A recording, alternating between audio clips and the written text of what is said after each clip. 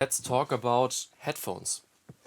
And as I mentioned, I really love them because it's so accessible. And we had the discussions on 3D audio for years, but but people were always like, yeah, but you cannot listen to it anyways. Because you don't have the loudspeaker setup, you would need to come to our studio to experience 3D audio, and this is for consumers, yeah, not helpful. But consumers do have headphones, and there's a lot of marketing going on which makes it super confusing. So let's be straight. You need a normal pair of headphones.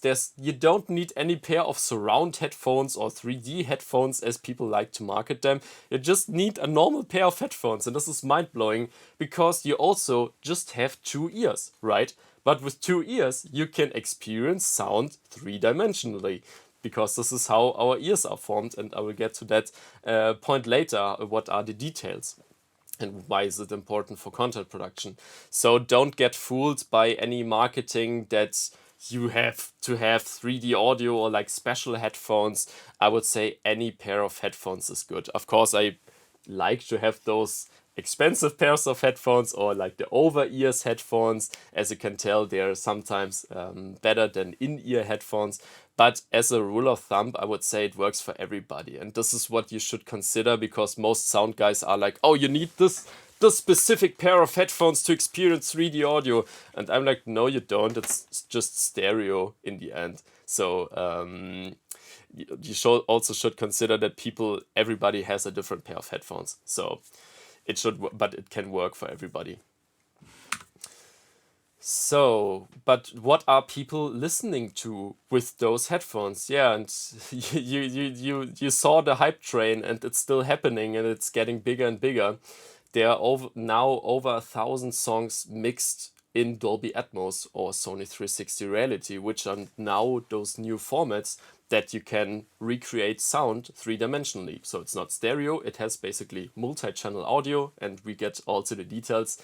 But this is what people are doing right now, basically placing music sources all around. And it can work for headphones, as mentioned, and it can work for soundbars. So the Sonos system just put out a soundbar which also has Dolby Atmos, and as I just mentioned, there will be more soundbars coming up with the Dolby Atmos certificate. But for headphones, you just need a normal pair of headphones. But the Dolby approach, and we will also get to this more in detail, is what I really don't like. And I'm, as you know, probably super enthusiastic about 3D audio.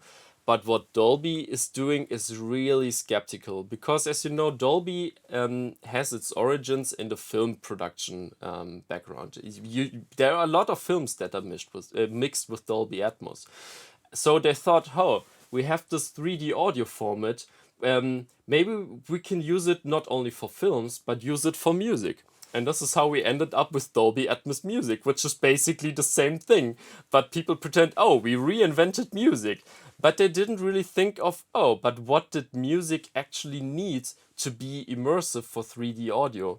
And since I have a completely different background with VR and know, oh, head tracking can be nice, or in-head localization and externalization, which is the thing that we are going to discuss next, could also be important. But what Dolby tries to do with Dolby Atmos music is give you the feeling of sitting inside of a cinema. So if you listen to all the songs, you will have the feeling of, oh, I realize there's some reverb, there's some space going on, but there's not this punch anymore. You don't really have the pressure anymore that you have from stereo production. So it tries to recreate the experience of sitting inside of a cinema or sitting inside of a nice music studio.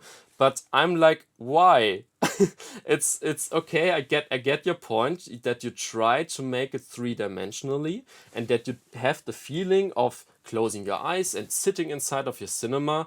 But as we know, sometimes music, yeah, it is nice in stereo. So right now you have the technology to be able to place 3D sound sources around. But I'm always like, yeah, but why should you do that? And we're going to discuss on this next. This is just how the situation is, how I feel about it.